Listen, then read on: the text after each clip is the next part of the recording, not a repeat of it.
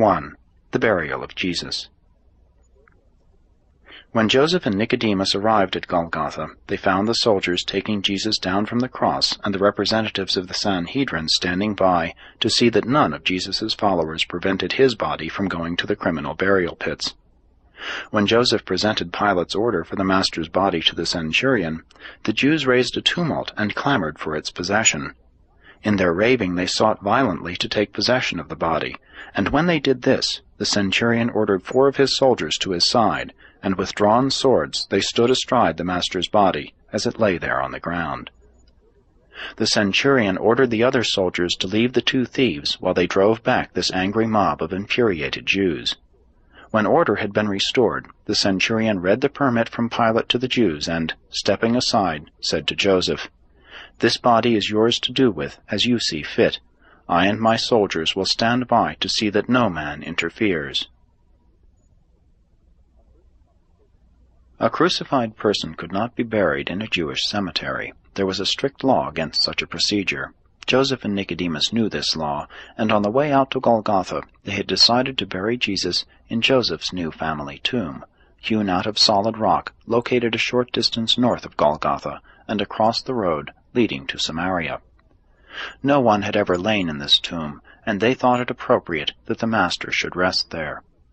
Joseph really believed that Jesus would rise from the dead, but Nicodemus was very doubtful. These former members of the Sanhedrin had kept their faith in Jesus more or less of a secret, although their fellow Sanhedrists had long suspected them, even before they withdrew from the council. From now on they were the most outspoken disciples of Jesus in all Jerusalem.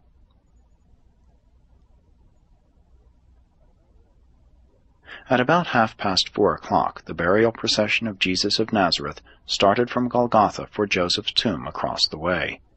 The body was wrapped in a linen sheet as the 4 men carried it, followed by the faithful women watchers from Galilee. The mortals who bore the material body of Jesus to the tomb were Joseph, Nicodemus, John, and the Roman centurion.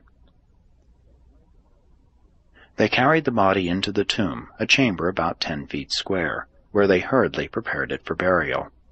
The Jews did not really bury their dead, they actually embalmed them. Joseph and Nicodemus had brought with them large quantities of myrrh and aloes, and they now wrapped the body with bandages saturated with these solutions. When the embalming was completed, they tied a napkin about the face, wrapped the body in a linen sheet, and reverently placed it on a shelf in the tomb. After placing the body in the tomb, the centurion signaled for his soldiers to help roll the doorstone up before the entrance to the tomb. The soldiers then departed for Gehenna with the bodies of the thieves, while the others returned to Jerusalem in sorrow to observe the Passover feast according to the laws of Moses. There was considerable hurry and haste about the burial of Jesus because this was preparation day and the Sabbath was drawing on apace. The men hurried back to the city, but the women lingered near the tomb until it was very dark.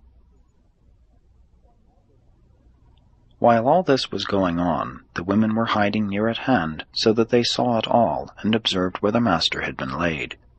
They thus secreted themselves because it was not permissible for women to associate with men at such a time.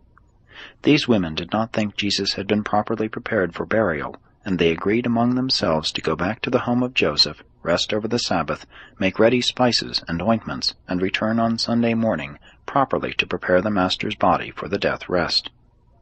The women who thus tarried by the tomb on this Friday evening were Mary Magdalene, Mary the wife of Clopas, Martha, another sister of Jesus' mother, and Rebekah of Sepphoris.